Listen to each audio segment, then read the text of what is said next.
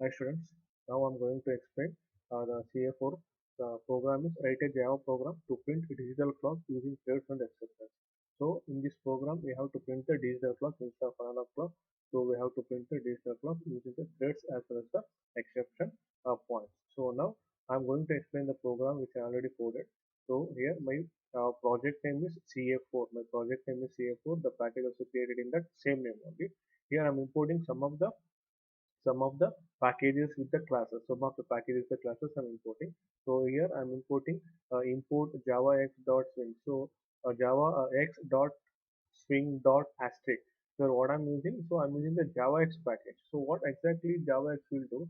So whenever we want to build the GUI graphical user interface, then I'll go with the java x graphical user interface. So here in that I'm using the string concept. In that string concept I'm importing all the classes which is available in the string. In the same way, I'm using the AWT. So java.aw.asterisk. So whatever the classes available in the applet, that is what the AWT uh, Java window textual. So that I'm using here. So and the java.text.asterisk. So text is another type of package in the text. So whenever we want to print some of the information on some of the what do you say the controls, that is like text boxes, radio buttons, text boxes, buttons. So these types of respective gadgets or respective controls. Then I'll go with the text package. In that I'm importing all the classes which is available, and I'm using the utility packages, that is what java.utility.asterisk. So whatever the utility packages, utility classes available, so all the classes I'm importing in my function. So the majorly, so my class name is digital watch. My class name is digital watch. So what I'm doing, public class name is digital watch implements runnable. So this is the interface program. So implements runnable. So runnable is the predefined and the default interface which is available in Java. So whenever we use this runnable interface, why we use, so this runnable interface we use to execute a code on the concurrent threads. Whenever we are executing this thread information in the Java program to access the current context or current thread in a program, so we will use this runnable interface. So inside this class, I am using the JFrame as a class. So this JFrame which is available in Swing. This in the Swing package, this JFrame class is available. JFrame is a predefined class. For that I'm creating a object called F.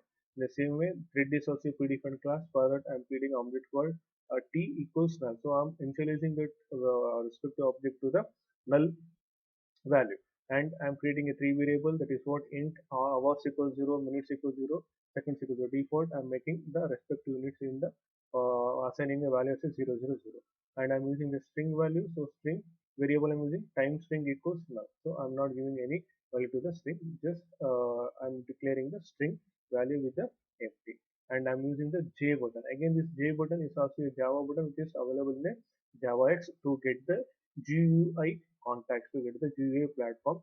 So for the J button, I'm creating a one object.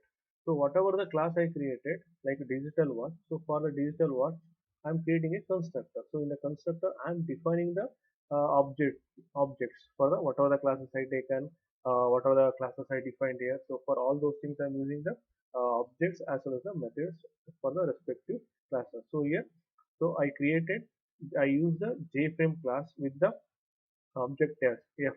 So that f object here I am initializing this. Here I am creating with the new operator. That is what f equals new jframe. F equals new jframe. Now the object is get initialized, and memory location is allocated to the jframe classes with the object in the same way. So thread here I define the thread. So thread t equals new thread. This the parameter which I am passing is this, in the sense the current thread, whichever the current thread is executing right now, so that thread it will take. In the same way, t dot start. So t dot start, in the sense the thread it will start the execution, whichever the thread is invoking now the current thread, so that respective thread will get start the execution. And b is a button. So j button, Java button equals Java button b variable I taken, so that object. So here I created an object for the j button. So that object I'm initializing here b equals new j button. Now the button is created with the object. Now the respective memory location also allocated for the class which I taken with the object. B dot set bound. What is b? B is a button variable. So sorry, B is a button object. So for the button object, I'm using a method. This set bounds is a predefined method. So whenever I'm creating a button, I have to mention the size, how much size it has to take.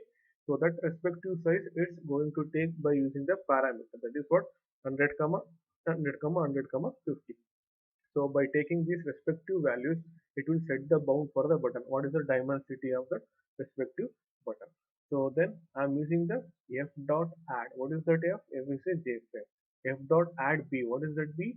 B is set bound function. So whatever the value I'm using to set the to create a button, so those respective values I'm going to add to the f. F in the sense the frame. So why we use the frame? So we use the frame in a main window class. So this whatever the platform now right now I'm getting here. So the entire is a frame. So inside that frame, whatever the elements I have to display, either in the form of a button, area button, checkboxes, drop down list. So all the respective controls will come under the frame itself. So everything will appear in the frame itself. So for that purpose, I'm using the frame. So what it will do, it construct a new frame that is initially invisible. So whatever the frame I'm using here, so initially it's a invisible state. That frame I have to make it visible. So for that, what I'm doing here, f dot set visible true, f dot set visible true. Yes, whatever frame I created, it's initially in the invisible state. Now I'm enabling to the visible state. That is what a true value. That is the value which I'm passing for the set visible. Yes, I want to view that respective frame. And f dot set layout. Set layout null means I'm not setting any layout for that frame. Automatically it will take whatever the size I'm setting here, the f dot set size. F dot set size 300 comma 400. The size of that frame become a 300 comma 400. So 300 width, height is a 400. It will take. So layout I'm not setting any layout for that. The default layout it will take and it will visible once I set the frame. So it will visible. So these are the some of the basic information which I'm adding to creative frame along with the along with the button variable, along with that button variable in my respective frame. So here I am using the run method. So public void run. So this public void run, this run method is one of the default method which is available in a runnable interface. Runnable interface. What it will do initially, as soon as when it invoke the interfaces, immediately it will run this run function. It will run this run function. Inside that run function, what I'm doing is I'm putting the try exception statement. That is what try catch block statement I'm using. So inside the try, I'm checking the condition while true. What is the true? So whatever the time I want to display, if the time is true, then I'm using the calendar class. In the calendar class, I'm creating one variable object called cal equals calendar dot get instance. So get instance one of the method which is available in the calendar class. So what exactly it will do? So it will return a calendar instance based on the current time in the default time zone with the default local means. So whatever the our default time zone is there, no? So in the default time zone, what is the time available? So that respective time instance it will take. So and it will assign to the variable called cal to the calendar function. Sorry, cal to the calendar class, not function, to the calendar class. So next I'm creating one variable called hours. So ours equals cal dot get. So this is the information which holds the cal dot get. What exactly it has to get? Calendar dot hour of the day. So right now, what is the time? So that respective hour, it will get it from the calendar and it will assign to the hours variable. It will assign to the hours variable. Then I'm checking the condition if hours greater than 12, if hours greater than 12, hour minus equals 12 means. So here hour means if it's a hours in a 24 format, you make it to the 12 hours format. Instead of taking in the 24 hours format, you consider in the 12-hour format. So that condition I'm putting.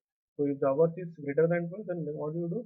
So minutes variable I'm taking, minutes equals cal dot get what in the calendar you get the minutes. In the previous one I get calendar dot hour of the day and what is the respective hour that it will take and assign to the hour variable, and in the minute variable it will take the minute value, and in the seconds variable it will hold the seconds value in the calendar. Means through calendar only it will fetch hour, minutes and seconds. Hours, minutes and seconds. Only I have to print the time. I don't want any other date or any other things. Just I want to print the hour, minute and second. So for that purpose, I'm using the calendar class here, calendar class. Then the simple date format, class I'm taking again. So this simple date format, what it will do, it's a class provides a method to format and phrase data and time. So whatever the date and time I'm getting from the calendar, no, so that it will and phrase, format and parse. So format in the sense, so it will convert the date into the string. Parse in the sense, it will convert string into the date. So in this respective format, it will keep on execute the information. So here, simple date format is a class. So for that class, I am creating a object called formatter equals new simple date format. The value I am passing. What is that value? Hour, minutes, and seconds. So HH, MM, SS. So in this format, in this respective date format, I'm taking the information from the calendar. That is what hours, minutes, and second I'm getting. So date is a class. Again, I'm taking for that. I'm creating a variable called date equals cal dot get time. Cal dot get time. So in this function, so what is the current time in the system? So in the system current time, it will take with the hours, minutes, and seconds. So next time string is the variable which I declared initially in the class. So the formatter dot format date. What you have to format? You have to format the date. How we have to format in this respective format? This is what hour, minutes, and seconds. So because it depends on the system in which format you are displaying the date. So based on that date, based on the respective format, it will take the information and it will assign to the specific format which we are assigning, which we are defining. This is what hour, minutes, and seconds. So next print time. I am calling the function called print time. So for the print time here I define the body of that function. So after that, so here t dot sleep 1000. So here I will take the time in the milliseconds. In the milliseconds it will take the time. That is what t dot sleep 1000 milliseconds. In that every interval seconds, every 1000 milliseconds, it will keep on executing the service. Nothing but what is the current time? What is the second? Means every second it keep on counting the value. It will keep on counting the time. So for that purpose, I'm using the thread. So sleep is one of the method which is available in the thread class. So you using that sleep. So the regular intervals I'm taking, that is what 1000 milliseconds. Then in the catch statement, I'm not defining anything. Simply whenever I use the try statement, obviously I have to define the catch as a empty. Means it depends on the statement which I'm going to use. So but in my program, just I'm defining the catch statement. Here, what are the print time function I defined? Na? It's the abstract. It's the abstract function which I defined in the run function. No? So that body of the function I'm writing here. That is what void a public void print time. So b, what is that b in the sense? Button variable, button object dot set text. So whenever I create a button, it's empty. There is nothing will be there in the button. Nothing will be there. Just the text, the layout of that button will get created. On that button, I have to display some information. What exactly I have to display? How to display the time, hours, minutes, and seconds. So that information it will take. That information. Set text is one of the method which we use in the JButton class. In the JButton class, we will use this set text method. Set text method we use. The parameter which I am passing is time string. What exactly that time string holds? The time string holds this formatter dot format date. What exactly date? Date equals cal dot get time. What is that cal? Cal dot get time in the sense hour of the day, minute, and second. So now I'm going to fetch and display the respective time in the format of hours, minutes, and seconds. Hours and minutes and seconds. Now in the main method, I'm initializing this the class which I taken. This is what new digital was. New digital was I'm initializing here. This is what the initialization of the class which I created here, the class which I created digital was. As soon as I invoke the program, immediately it will come to the respective constructor, respective class constructor. So the class constructor will get invoked and it will execute all these code and finally I'll get the answer. So the answer of this respective code is, so this is how the layout is created. The layout is created. See here, this is the button, this is the button. When I place a cursor on the button, see you can see that variation, zoom in, zoom out of that button. But even though there is a zoom in, zoom out, the event is happening till the time is running. It is what hours HH colon MM colon SS. So hours, minutes, and seconds. Now the keep on seconds is running. That is what the current thread. To access the current, every 100 milliseconds keep on counting the hours as well as the minutes as well as the seconds. So in that format, I created the digital clock. So using the thread as well as the access. I hope you understand. If not, please watch again the same video. Then you will understand. Thank you.